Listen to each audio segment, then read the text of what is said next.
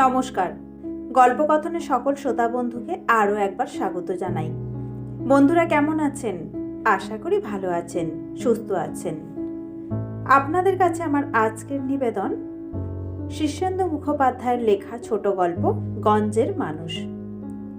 আগের দিন আপনাদের প্রথম পর্ব শুনিয়েছিলাম, আজ দ্বিতীয় তথা শেষ পর্ব। বাড়িতে থাকে, নদিয়ার পয়সাতেই খায় পড়ে, কিন্তু স্বামী স্ত্রীর সম্পর্ক কিছু মাত্র নেই। পড়শিরা ডাক্তার কবিরাজ করতে বলেছিল, সে অনেক খরচের ব্যাপার। তবু নদিয়া শস্যধর হোমিওপ্যাথিকে দিয়ে চিকিৎসা করিয়েছে, কিন্তু ওষুধ খাবে কে? সেই বড় কাঁচিটা অস্ত্র হিসেবে সবসময় কাছে কাছে রাখে মন্দাকিনী। কাছে যেতে গেলেই সেইটে তুলে তাড়া করে। এখন ওই যে খড়কাটাই কলটার কাছে দাঁড়িয়ে আছে, এখনও ওর কোমরে পাঞ্জাবির আড়ালে কাঁচিটা গোজা আছে। নদিয়া জানে ব্যাটা ছেলে মন্দাকিনীর দিকে যতদূর সম্ভব না তাকিয়ে জায়গাটা পেরিয়ে যাচ্ছিল নদিয়া। সময়টা খারাপ পড়েছে। শীতুয়া চামার 5টা পয়সার খয়রাতিতে ফেলে দিল। এখন এই হাওয়াটাই যদি ফেলে দিতেই হয় আর নতুন একজোড়া কিনতেই হয়, তো এই 5টা পয়সা না হোক খরচা হলো। এই নদিয়া, বউ ডাকলো। নদিয়া এক পলক তাকিয়ে চলে যাচ্ছিল, তবু মন্দাকিনী ফের হেঁকে বলল, শুনে যা বলছি, নইলে কুরুক্ষেত্র করব। মেয়ে মানুষের স্বভাব যাবে কোথায়, ঝগড়ার ভয় দেখাচ্ছে। তবু নদিয়া কান পাততে উৎসাহ পায় না। ফকিরচাঁদের ঢিবির ওপর নাকি মায়ের মন্দির তুলে দিতে হবে, মায়ের স্বপ্নাদেশ হয়েছে। প্রায়ই হয় এসব কথা, কানে তোলে কোন আহাম্মক। মন্দাকিনী পিছন থেকে এসে পিরান টেনে ধরল, ঘন শ্বাস ফেলে বলল, তোরটা খাবে কে শুনি? ছেলে নেই, পুলে নেই, নির্বংশ হারামজাদা। কবে থেকে মায়ের মন্দিরের জন্য 10,000 টাকা চেয়ে রেখেছি, রক্ত বমি হয়ে মরবি যে। ফস করে নদিয়ার মাথায় বুদ্ধি আসে। বাই করে ঘুরে মুখোমুখি তাকিয়ে বলে, ছেলেপুলে নেই তো কি হবে? হবে? ভারী অবাক হয় মন্দাকিনী। কাঁচির জন্যই বুঝি কোমরে হাত চালিয়ে দেয়। আলবাত হবে। সদরে মেয়ে দেখে এসেছি, বৈশাখে বিয়ে করব। দেখিস তখন হয় কি না হয়। তোর মতো বাঁজা কিনা সবাই। এত অবাক হয় মন্দাকিনী যে আর বলার নয়। কাঁচিটা টেনে বার করতে পর্যন্ত পারে না। তার মুঠি আলগা হয়ে যায়, নদিয়ার পিরানের কোণটা খসে যায়। আর নদিয়া চটি ফটফটিয়ে হাঁটে। না, নদিয়ার মতো দুঃখী আর নেই। দোকানে এসে দেখে ভেলুর অপদার্থ ছেলে শোভারাম চায়ের ভাঁড় হাতে বসে আছে। দৃশ্যটা দেখেই নিজের দুঃখের ব্যাপকতা বুঝতে পারে নদিয়া। ওই যে চায়ের ভাঁড়, ওর দাম কখনো ওসুল হবে না। গঞ্জের 1 নম্বর হেক্কর হলো ওই শোভারাম। খাবে, খাতায় লিখবেও, কিন্তু কোনোদিন দাম শুধবে না। বেশি কিছু বলাও যায় না। কবে রাত বিরেতে এসে দলবল নিয়ে চড়াও হয়। বাবা কেলে পুরনো তুষের চাদরটা গা থেকে খুলে সযত্নে ভাঁজ করে রাখলো নদিয়া। পা ধুয়ে এসে ছোট্ট চৌকির ওপর বিছানায় ক্যাশ বাক্স নিয়ে বসলো। টিকে ধরিয়ে পেতলের ধূপদানিতে ধোঁয়া করে অনেকক্ষণ গণেশ বাবাকে প্রণাম ঠুকল। দুনিয়ার সব মানুষের বুদ্ধিশুদ্ধি হোক বাবা, শীতে খদ্দের বেশি ভেড়ে না, দোকান ফাঁকাই। নদিয়া ভারী দুঃখী মানুষ। ঠাকুর পেন্নাম ভালো করে শেষও হয়নি। শোভারামটা চটির খোঁটাটা দিল। ইহ, কি গো নদিয়াদা, তোমার চটির হালটা এরকম হলো কবে? এ পরে বেড়াও নাকি? খবরদার, রবারের চটি পরো না, চোখ খারাপ হয়। আর ওই কুকুরে খাওয়া চটি ভদ্রলোকে পরে। শোভারামের পায়ে নতুন জুতো। নদিয়া আর চোখে দেখে।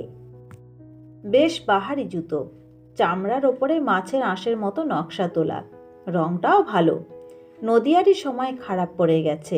শ্বাস ফেলে বলে, নতুন কিনলি বুঝি জুতো জোড়া? শোভারাম বিস্তর রং ঢং দেখিয়ে বলে, ঠিক কেনা নয় বটে। শোভারাম ভেবে চিন্তেই বলে, কারণ সে নিজের পয়সায় জুতো কিনেছে, এটা নদিয়া বিশ্বাস নাও করতে পারে। নদিয়া রসিকতা করে বলে, কিনিসনি? তবে কি শ্বশুরবাড়ি থেকে পেলি? নাকি শেষ অবধি জুতো চুরি পর্যন্ত শুরু করেছিস? অপমানটা হজম করে শোভারাম, কিন্তু লোক চড়িয়েই সে খায়। খামোখা চোটে লাভ কি? ভালো মানুষের মতো বলে, না গো নদিয়াদা, সেসব নয়। গেল হপ্তায় বৈরাগী মণ্ডলের হয়ে সদরে একটা সাক্ষী দিয়ে এলাম। টায়ারের চটিটা ফেঁসে গিয়েছিল হোঁচট খেয়ে। তাতে বৈরাগী মণ্ডল জুতো জোড়া কিনে দিল, কিন্তু তখন তাড়াহুড়োয় খেয়াল করিনি, মনে হচ্ছে এক সাইজ ছোট কিনে ফেলেছি। বেদম টাইট হচ্ছে, দেখো তো তোমার পায়ে লাগে কিনা। বলে শোভা জুতো খুলে এগিয়ে দেয়। নদিয়া উদাস হয়ে বলে, লাগলেই কি, ওসব বাবুগিরি কি আমাদের পোষায়? শোভারাম অভিমান ভরে বলে, তুমি চিরটাকাল একরকম রয়ে গেলে নদিয়াদা, তাই তো তোমার বউ ওরকম ধারা ব্যাটার ছেলে হয়ে গেল। নাও তো পরে দেখো, পায়ে লাগলে এমনিই দিয়ে দেবো। 30 টাকায় কেনা, তো সে কত টাকা জলে যায়, পরে দেখো। নদিয়া এবার একটু নড়ে, বলে, কত টাকা বললি? শোভারাম হাসে, বলে, 30 টাকা। মূর্ছা যেও না শুনে, ওর কমে আজকাল জুতো হয় না। নদিয়া উঠে এসে জুতো জোড়া পায়ে দিল। পাম্পশুর মতোই, কিন্তু ঠিক পাম্পশু নয়, বেশ নরম চামড়া। 2-4 পা হেঁটে দেখল নদিয়া, আরে বাহ, দিব্যি ফিট করেছে তো। এই শীতে পায়ে বড় কষ্ট, চামড়া ফেটে হা হয়ে থাকে। ভেতরে ঘা, তাতে ধুলো ময়লা ঢুকে কষ্ট হয়। তাছাড়া পাথরকুচি রাস্তায় অসমান জমিতে পা পড়লে হাওয়াই চটিতে কিছু আটকায় না। ব্রহ্মরন্ধ্র পর্যন্ত ঝিলিক দিয়ে ওঠে যন্ত্রণায়। এই জুতো জোড়া পরেই নদিয়া টের পেল আরাম কাকে বলে। পায়ে গলিয়ে নিলেই পা দুখানা ঘরবন্দি হয়ে গেল। ধুলো ময়লা, পাথরকুচি কিংবা শীত কিছুই করতে পারবে না। শোভারাম খুশি হয়ে বলে, বাহ গো নদিয়াদা, জুতো জোড়া যেন তোমার জন্যই জন্মেছিল। আমাদের ছোটলোকি পায়ে কি আর ওসব পোষায়? তুমিই রেখে দাও, আমি না হয় একজোড়া টায়ারের চটি কিনে নেব। বাজারের ওদিকে মহিন্দির টায়ারের চটির পাহাড় নিয়ে বসে আছে। নদিয়া একটু দ্বিধা করে বলল, টায়ারের চটি কি সস্তা নাকি রে? না হলে বরং আমিও একজোড়া। আরে না না, শোভারাম এর মাথা নেড়ে বলল, সে বড় শক্ত জিনিস, তোমার পায়ে দিলে ফোসকা পড়ে কেলেঙ্কারি হবে। কড়া আর জীবনে সারবে না, ওসব কুলি মজুরের জিনিস। তুমি এটাই রেখে দাও, যা হোক 10-20 টাকা দিয়ে দিয়ে তোমার ধর্মে যা সয়। সঙ্গে সঙ্গে নদিয়া জুতো জোড়া খুলে ফেলে বলে, ও বাবা, বলিস কি সর্বনাশী কথা, ডাকাত কোথাকার। 10-20 টাকা পায়ের পেছনে খরচ, আমি 8 টাকা ধুতি পরি। শোভারাম অপলকে খানিকক্ষণ চেয়ে থাকে নদিয়ার দিকে, তারপর খুব ধীরে বলে, তোমার লাভের গুড় পিঁপড়ে খাবে নদিয়াদা। হৌত হয়ে যাওয়ার আগে নিজের আত্মাটাকে একটু ঠান্ডা করো, খাও না, পড়ো না। ও কীরকম ধারা রুগী তুমি! দুনিয়ার কত কি আরামের জিনিস চমকাচ্ছে, তুমি কেবল নিভে যাচ্ছ।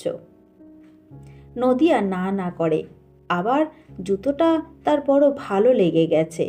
ফের জুতো জোড়া পায়ে পরে দেখে, বড় বাহার, আরামও কম কি। সেই কবে ছেলেবেলায় বাবা জুতো কিনে দিত, তখন পড়েছে। নিজে রোজগার করতে নেমে আর বাবুগিরি হয়নি।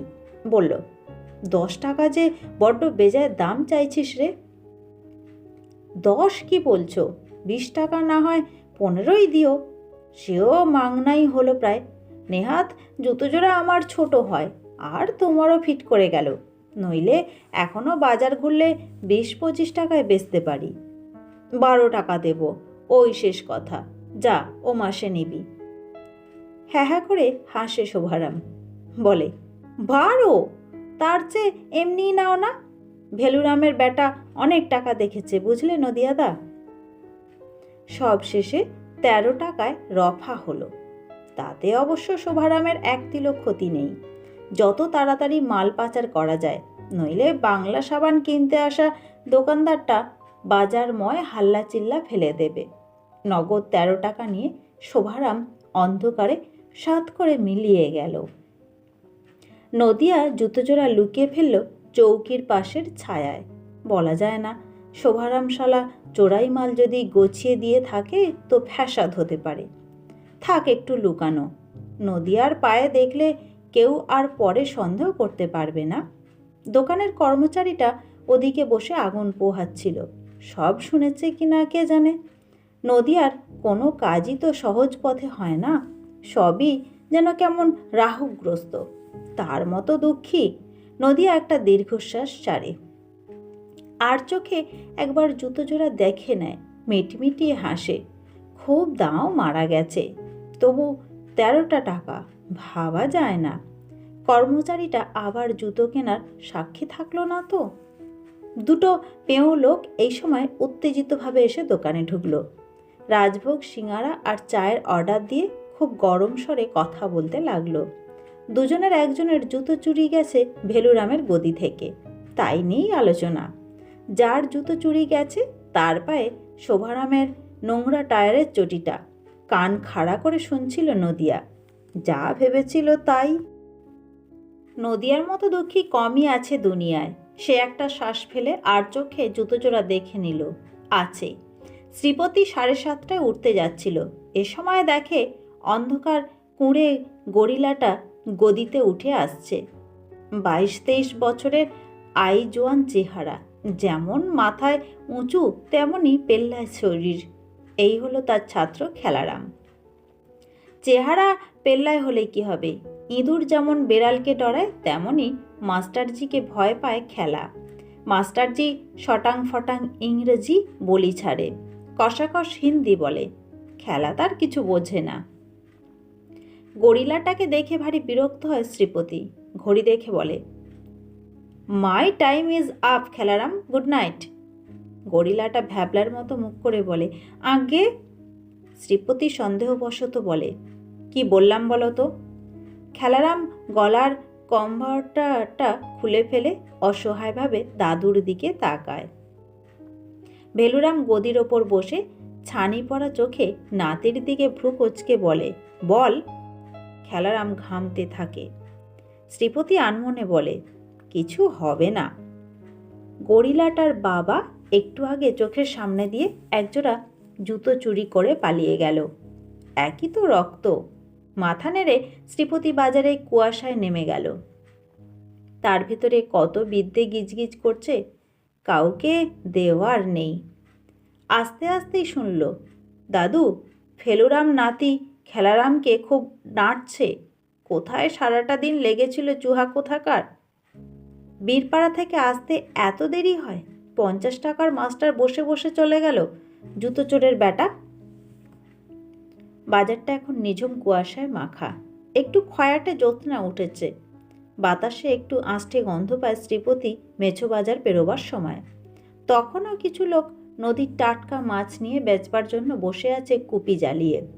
এইসব লোকেরা শেলি কেটস পড়েনি, শেক্সপিয়ারের নামও জানে না, ডাস ক্যাপিটাল কিংবা রবি ঠাকুর কী বস্তু তা জানা নেই। আশ্চর্য, তবু বেশ বেঁচে পড়তে আছে।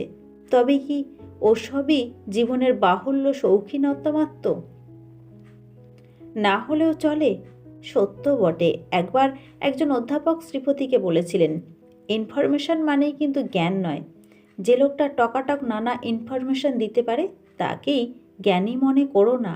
যার উপলব্ধি নেই, দর্শন নেই, সে বিদ্যের বোঝা বয় বলদের মতো। উপলব্ধির ব্যাপারটায় একটু কোথায় খাঁকতি আছে শ্রীপতির, এটা সে নিজেও টের পায়। এই যে গঞ্জের পরিবেশ, ওই ম্লান একটু কুয়াশা মাখা জ্যোৎস্না, কিংবা ফকির চাঁদের ঢিবিতে একা শিরিষের যে সৌন্দর্য, এসব থেকে সে কোনো মানসাঙ্গ কষতে পারে না। বাইরের জগৎটা থেকে সে রস আহরণ করতে পারে না বটে মৌমাছির মতো, তবে সে বইয়ের জগতের তালে বড় লোক, বিস্তর পড়াশোনা তার। তাকে টেক্কা দেওয়ার মতো কেউ জন্মায়নি এখানে। লোকে তাকে ভয়ও খায়, তবু কি একটা খাঁকতি থেকে যাচ্ছে? সে কি ওই উপলব্ধি বা দর্শনের? বাজার পার হয়ে নিরিবিলি ফাঁকা জায়গা দেখে সে দাঁড়িয়ে পড়ল। না, একটু উপলব্ধির ব্যায়াম করা দরকার। সে জেদ ধরে দাঁড়িয়ে গোয়ারের মতো চারধারের জ্যোৎস্না মাখা শীতার্ত প্রকৃতি থেকে সেই উপলব্ধির গন্ধ পাওয়ার চেষ্টা করল। হচ্ছে না, মনের পর্দায় কিছুই ভেসে ওঠে না যে। 5-7টা লোক হাল্লা চিল্লা করতে করতে কাছে এসে পড়ল। সবকটা মাতাল। শ্রীপতি কিছু বোঝবার আগেই দলটা থেকে খেলারামের বাপ দৌড়ে এসে পায়ের ওপর হুমড়ি খেয়ে পড়ে বলতে লাগলো, রাম রাম মাস্টারজি, আমার খেলারামকে জুতো চুরির ব্যাপারটা বলবেন না? বাপকে তাহলে নিচু নজরে দেখবে খেলারাম।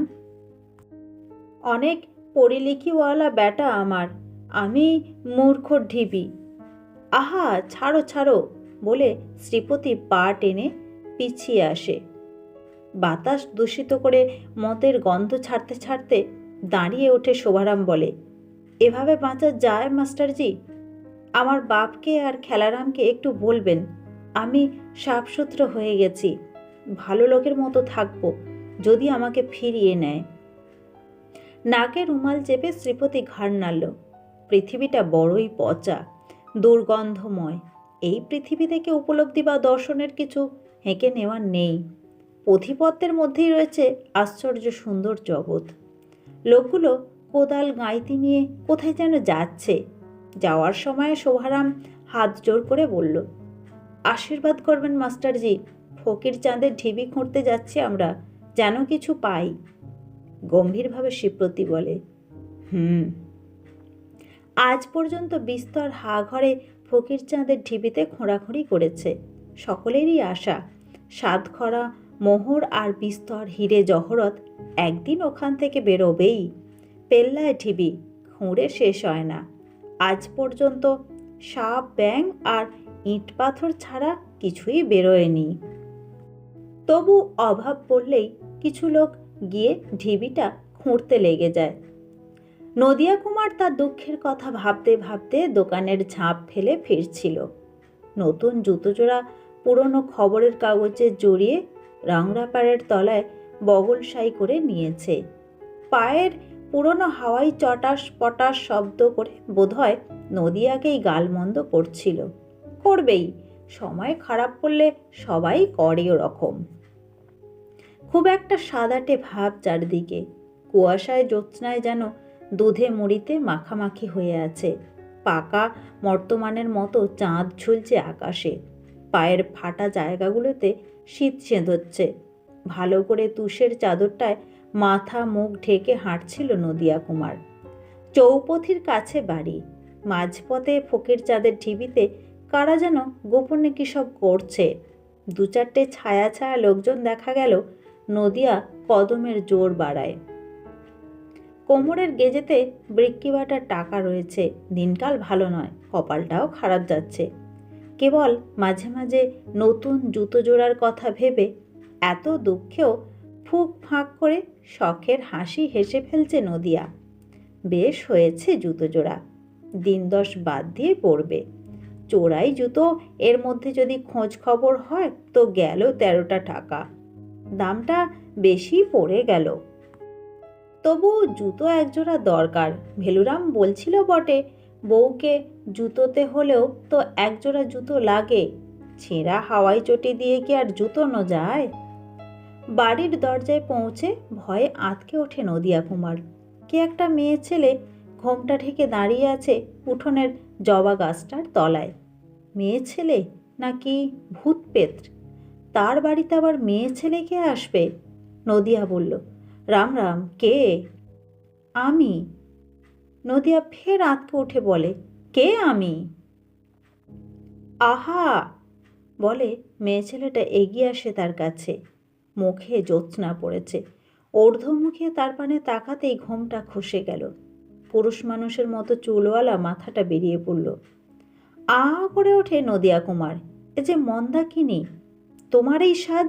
ভারী অবাক হয় নদিয়া।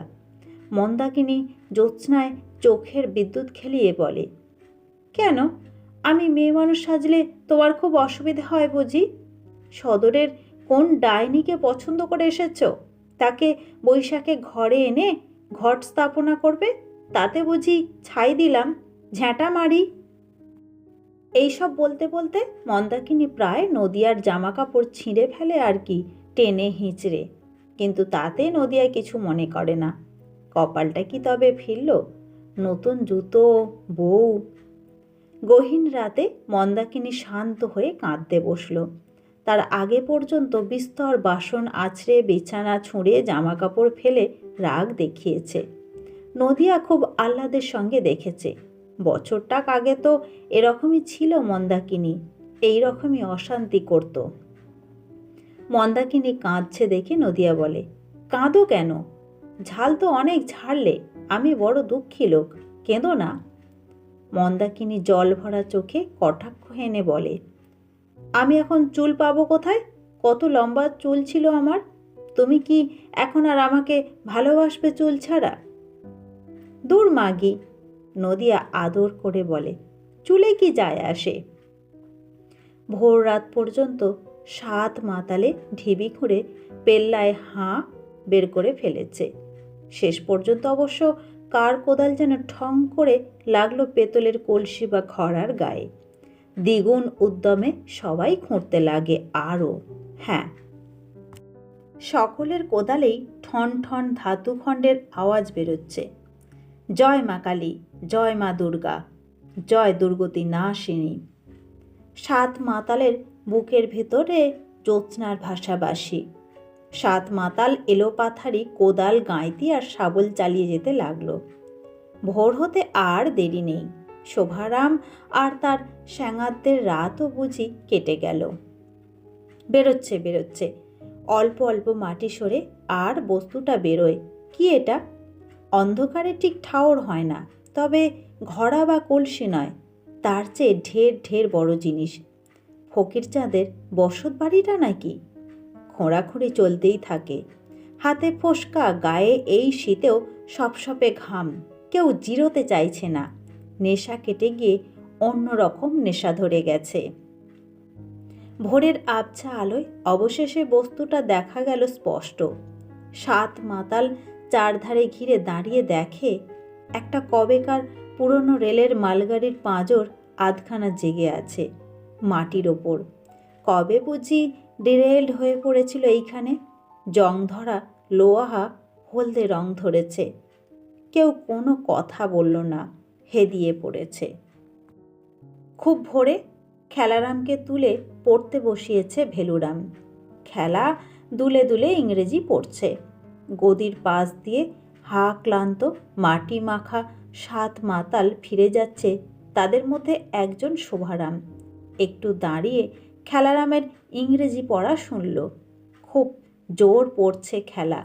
ব্যাটা বোধহয় ভদ্রলোক হবে একটা ভেবে এত দুঃখের মধ্যেও ঠিক করে একটু হেসে ফেলল শোভারাম। এতক্ষণ আপনারা শুনছিলেন শীর্ষেন্দু মুখোপাধ্যায়ের লেখা ছোট গল্প গঞ্জের মানুষের শেষ পর্ব। গল্পটি কেমন লাগলো? যদি ভালো লেগে থাকে ভিডিওতে একটা লাইক দিয়ে পাশে থাকতে ভুলবেন না। সকলে খুব ভালো থাকবেন, সুস্থ থাকবেন। ধন্যবাদ।